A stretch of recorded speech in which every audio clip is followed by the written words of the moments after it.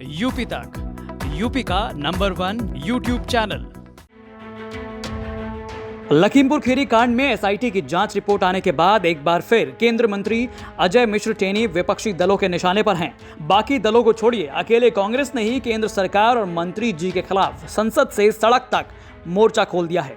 दरअसल रिपोर्ट बाहर आने के बाद आज संसद में भारी हंगामा देखने को मिला, जहां कांग्रेस समेत कई विपक्षी दलों के सांसदों ने लखीमपुर कांड को लेकर स्थगन प्रस्ताव दिया और गृह राज्य मंत्री अजय मिश्रा की बर्खास्तगी की मांग की, जिसके बाद संसद में हुए हंगामे के बीच राज्यसभा और लोकसभा को स्थगित करना पड़ा। कंस्पिरेसी हुई है, किसानों की हत्या की गई और कहा जा रहा है कि मंत्री इन्वॉल्व है। प्रधानमंत्री मंत्री को जानते हैं, उनके मंत्रिमंडल में हैं, मगर प्रधानमंत्री इसके बारे में कुछ नहीं कर रहे हैं। एक तरफ कहते हैं किसानों से माफ़ी मांगते हैं, दूसरी तरफ कॉम्पनसेशन की बात आती है, नहीं देते हैं, और जो हत्यारा है, जिसने मारा है, उसको कैबिनेट में रखा हुआ है।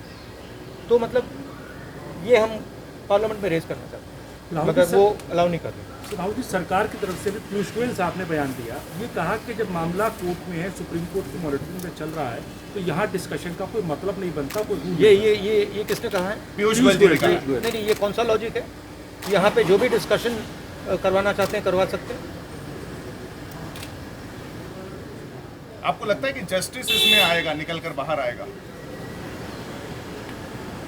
नहीं, मैंने वहाँ पे वायदा किया है।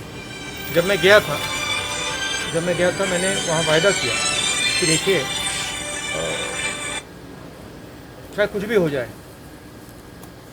हम दबाव डाल के न्याय दिलवाएंगे। तो बिना दबाव के, बिना संघर्ष के न्याय नहीं होगा। जैसे हमने कहा था कि ये कानून ये वापस नहीं लेगा, हुआ था वो, वैसे ही मैं कह रहा हूँ अंत में ये जो मंत्री है इसको इस्तीफा देना पड़ेगा और हम इसको छोड़ेंगे नहीं। जब तक ये जेल में घुसेगा, चाहे 5 साल लग जाए, 10 साल लग जाए, 15 साल लग जाए, जब तक ये जेल जाएगा हम इसको छोड़ेंगे। आपको लगता है कि ये कास्ट को लेकर लड़ाई है यूपी में? ये कास्ट को सच्चाई की लड़ाई।